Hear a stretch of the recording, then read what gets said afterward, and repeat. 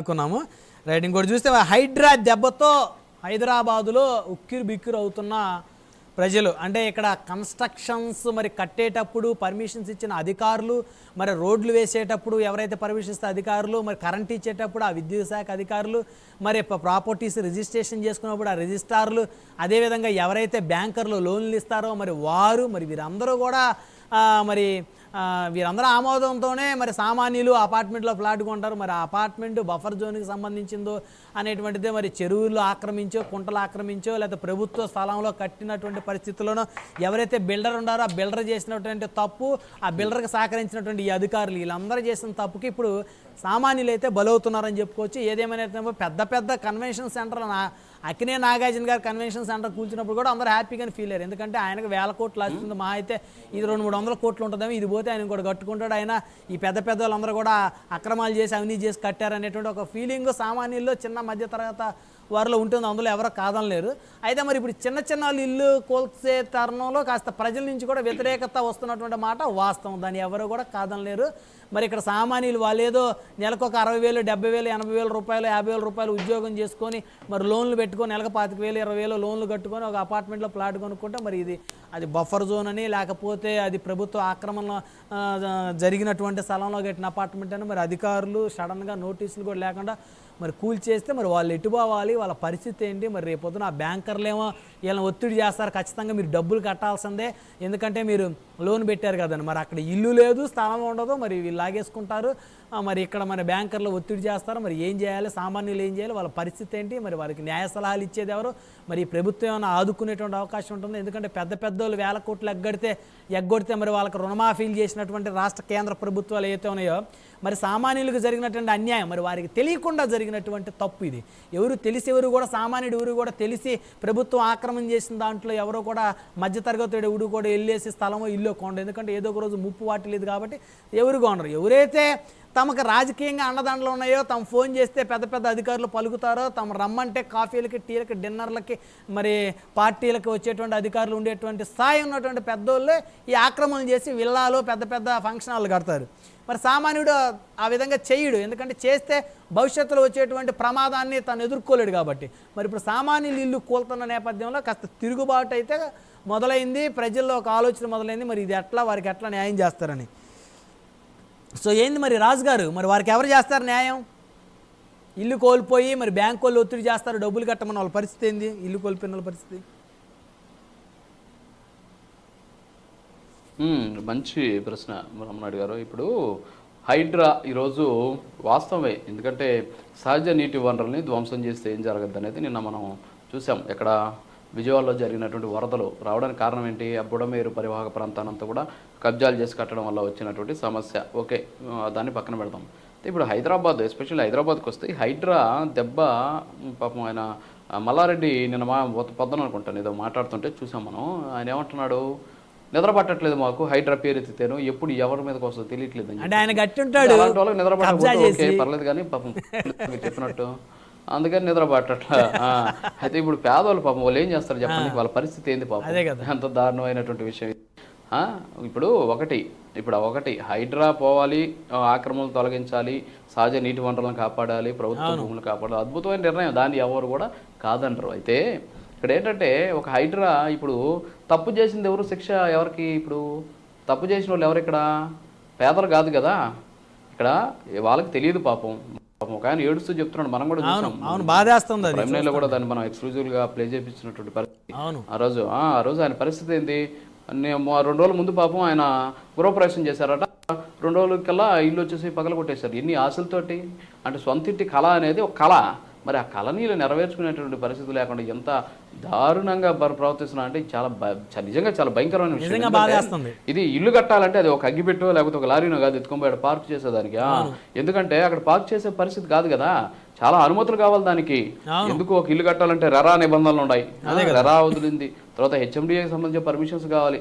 దీంతోపాటు అక్కడ ఉన్నటువంటి హైదరాబాద్ డెవలప్మెంట్ అథారిటీ సంబంధించింది, తర్వాత వచ్చేసి చాలా అనుమతులు లేకుండా జరిగేది లేదు. అసలు ఈ భూమి రెవెన్యూకి సంబంధించిన రికార్డు అనేది పట్టా భూమిగా కనిపిస్తుంది. అంటే LTF లో ఉందని తెలియదా, తర్వాత బఫర్ జోన్లో ఉందని తెలియదా వీళ్ళకి? అన్నీ తెలుసు. మరి తెలిసి ఎందుకు రిజిస్ట్రేషన్ చేసి రిజిస్టర్ పట్టుకురావాలి ముందు? కాదు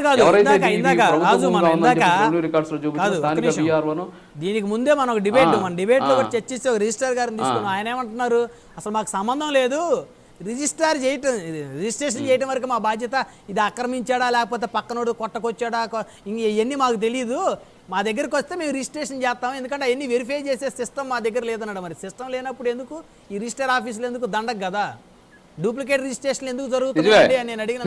నిజమే బ్రహ్మనాయుడు గారు, మీరు ఇప్పుడు చెప్తే నాకు కూడా గుర్తొస్తుంది.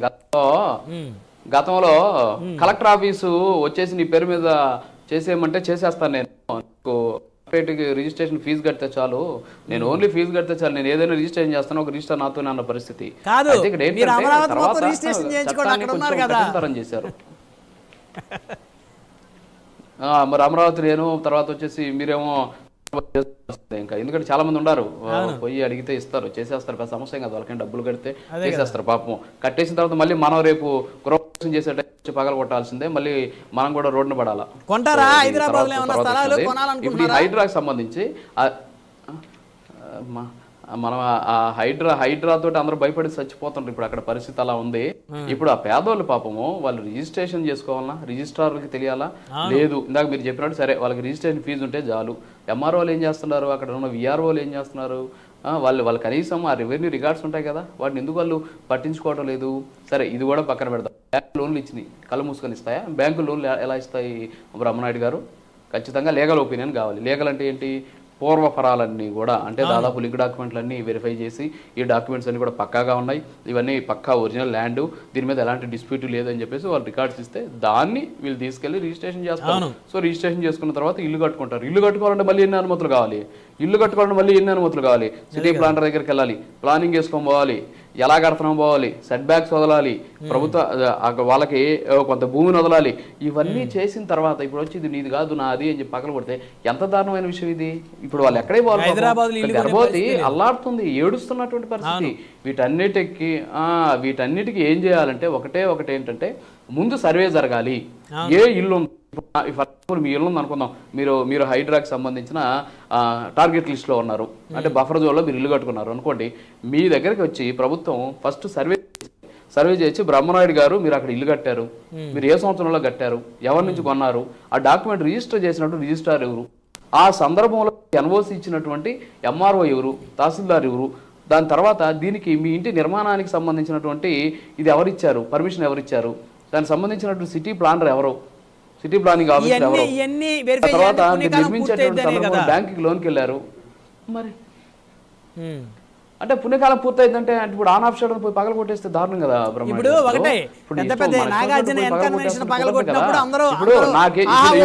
ఒకటే కాదు ఖచ్చితంగా ఇప్పుడు దానికి ఇప్పుడు అలాంటి వాటి జోలికి పోరు. ఇప్పుడు నాగార్జున ఎన్కన్వెన్షన్ పగల కొడితే నాగార్జున రోడ్లో లేడు కదా, రోడ్లో కూర్చున్నాడా నాగార్జున? ఈ రోజు ఇందాక ఏడ్చిన ఆయన పాపం రోడ్లో కూర్చొని దొల్లాడుతున్నాడు పాపం, మరి అల్లాడిపోతున్నాడు. మరి మీరు ఎవరికి డబ్బులు ఎక్కడ వాళ్ళు అల్లాడుతున్నారు, మరి వాళ్ళకి న్యాయం చేయాలి. ఇప్పుడు ప్రభుత్వం అల్టిమేట్ గా ఏం చేయాలనుకుంటుంది? అసలు ప్రభుత్వం ఉండేది ఎందుకు? పేదలకు మేలు చేయడం కోసం, ప్రజలకు మేలు చేయడం కోసం ఉంటుంది. సో ఆ ప్రజల జాబితా నాగార్జున ఒకే జాబితాలో, పేదోడు ఒకే జాబితాలోకి రాడు. ఇక్కడ ఎందుకు రాడు అంటున్నాడంటే నాగార్జున కట్టింది బఫర్ జోన్, ఎల్టీఎఫ్ స్పష్టంగా కనిపిస్తుంది. పాపం వీళ్ళకి ఎవరు చెప్పలా, ఆయన తెలిసి కట్టాడు. గతంలో కోర్టు కూడా వెళ్ళాడు, మీకు తెలుసు కదా, కేటీఆర్ గారి గురించి ఎన్ని మాట్లాడారు చూసాం కదా. గతంలో నోటీసులు కూడా ఇచ్చారు, పాపం వీళ్ళకి నోటీసులు ఇచ్చారు. బ్రహ్మనాయుడు గారిది మరి ఎంత దారుణం చెప్పండి. మీరేమో ఇప్పుడేమో మూసీ నది మీద పోతున్నాడు బుల్డోజర్లో, ఆడికి పోయేసి వాళ్ళకి డబుల్ బెడ్రూమ్ ఫ్లాట్లు ఇస్తారట. డబుల్ బెడ్రూమ్ ఫ్లాట్లు మీరు ఇచ్చి తర్వాత వీళ్ళని పగలబెట్టి ఏది ఎంత దారుణం. మీరు చేయాలనుకునేది 100% చేయండి. ఏది నీటి వనరులను కాపాడండి, కబ్జాలను కాపాడండి, కానీ దానికి ఒక ప్రొసీజర్ ఉంటుంది, నోటీస్ అని ఉంటుంది. నోటీస్ అనే పద్ధతి ఎందుకన్నాం? నోటీస్ అంటే ఏంది? కనీసం ఉరేసే ముందు ఎవరికైనా ఉరేస్తాం అనుకోండి, ఫర్ ఎగ్జాంపుల్ చివరి కోరిక అడుగుతారు. ఏనాయన ఏంటి పరిస్థితి, నీకు రేపు ఉదయాన్నే రేపు ఉరేస్తున్నావు, నీకు ఏంటి పరిస్థితి, నీ వాదన ఉంటే చెప్పు నాయన, పాపం నీ కోరికలు తీరుస్తామని. వీళ్ళని కనీసం చివరి కోరిక చేసేవాడికి కూడా కసబ్బుకి అడిగారు కదా. మన దేశంలో పార్లమెంట్ మీద దాడి చేసి ఒక ఉగ్రవాదిని అడిగారు,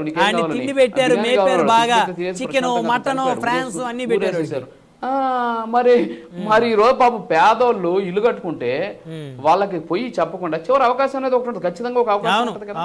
సో అవకాశం మీరు కొట్టేయండి, మీరు అన్కన్వెన్షన్లు ఇవన్నీ ఉన్నాయి కదా, వీడి జోలికి వెళ్ళండి. ఎందుకంటే అవి ఖచ్చితంగా ఎల్టీఎఫ్ లో కట్టారు, బఫర్ జోన్ లో కట్టారు.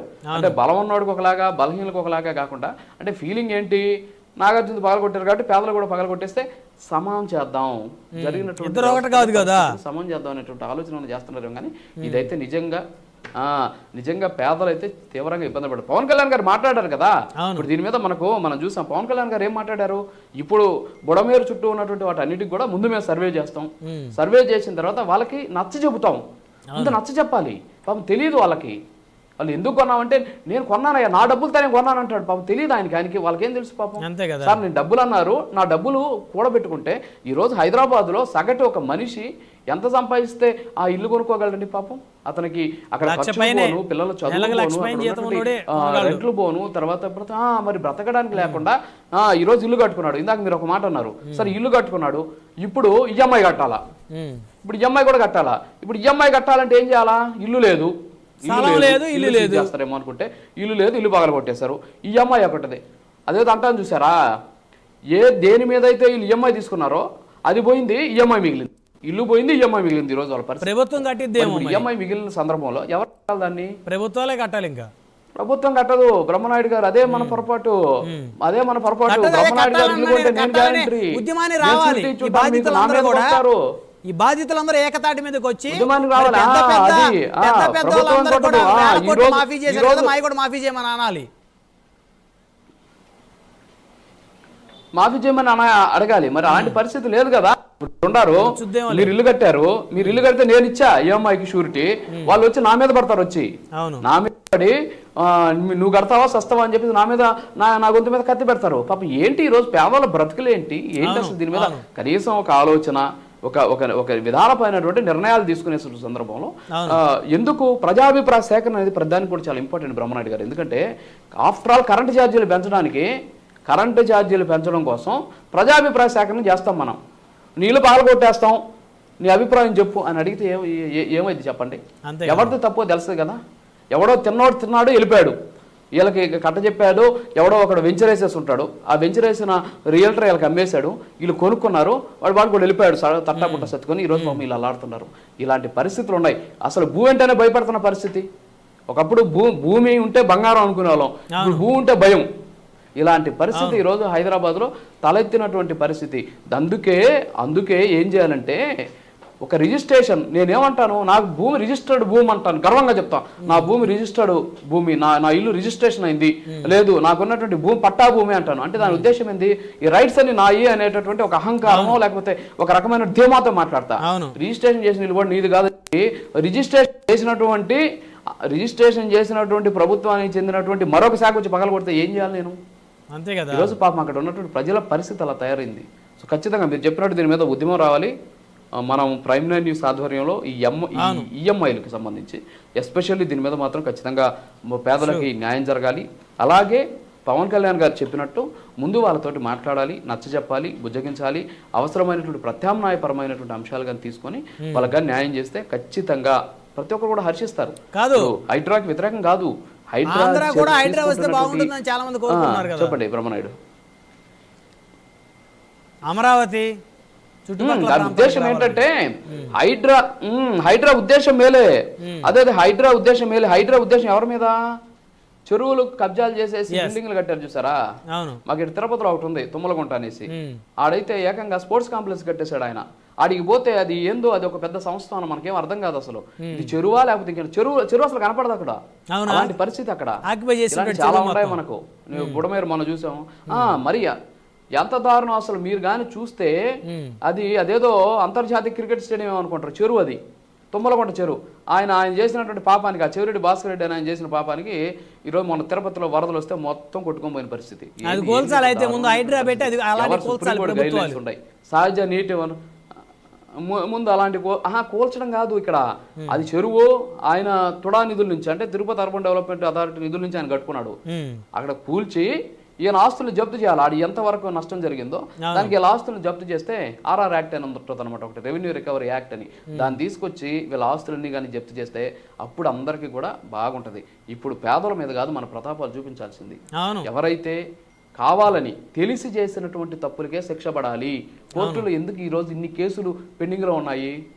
ఇప్పుడు హత్య కేసులు ఉన్నాయి, రేప్ కేసులు ఉన్నాయి. ఎందుకు ఇన్నేళ్ల తరబడి కేసులు ఎందుకు నడుస్తున్నాయంటే అంటే వాదనలు జరగాలి, వాస్తవాలు. ఇక్కడ ఒకటి రాజు, ఒక 100 మంది దోషులు తప్పించుకోవచ్చు కానీ ఒక్క నిర్దోషికి శిక్ష పడకూడదు అనేటువంటి మన భారత రాజ్యాంగం ఈ రూల్ ఏదైతే ఉందో ఇది దేశానికి పెను శాపంగా మారింది అనమాట చెప్పాలంటే. అవును. ఇప్పుడు వీళ్ళ పరిస్థితి ఏంటి పాపం? ఇప్పుడు వీళ్ళ పరిస్థితి ఏంటి? ఇప్పుడు మొన్నటిదాకా మనమే, ఇప్పుడు మొన్నటిదాకా అందరూ ఏమన్నారు, హైడ్రా అద్భుతం, హైడ్రా లాంటి వ్యవస్థ అంతా అన్ని చోట్ల రావాలా, రంగనాథ్ గారు సూపర్, రంగనాథ్ గారికి పట్టం కడుతున్న ప్రజలు విభత్సంగా మాట్లాడుకున్నాం మనం. మరి ఈ రోజు టక్కన ఒక 10 రోజులు జరిగేసరికి ఇప్పుడు చేస్తున్నటువంటి చర్యలు అంటే ఇక్కడ ఎందుకు మధ్య తరగతి వాళ్ళ అపార్ట్మెంట్ ఈ వాయిస్ వస్తుంది. పెద్ద పెద్ద వాళ్ళు ఇల్లు కొట్టినప్పుడు ఓకే, రంగనాథ్ గారు ఆయన డ్యూటీ, ఆయన ఒక ఐపీఎస్ అధికారిగా, ఒక హైడ్రా కమిషనర్గా ప్రభుత్వం ఆయన నియమించి ఆయనకి ఇచ్చిన బాధ్యతను ఆయన నిర్వర్తిస్తున్నారు. ఎక్కడ కూడా వారి సొంత భూముల్లో ఎక్కడ కట్టుకున్న అపార్ట్మెంట్ ఎక్కడ కూల్చట్లేదు. అది దాన్ని ఎవరో కాదనలేవు. బఫర్ జోన్లో కట్టుకునే ప్రభుత్వం ఆక్రమణ వాటిలో కట్టుకునే కూలుస్తూ ఉన్నారు. అయితే ప్రభుత్వమే మరి దీంట్లో కూడా మరి హైడ్రాలో ఇంకొన్ని మార్పులు చేర్పులు చేసి మరి సామాన్యులకి ఎంతో కొంత మరి వారికి కొద్దిగా మినహాయింపు ఇస్తే బాగుంటుందని అందరూ ఇప్పుడు ఆశపడుతున్నారు.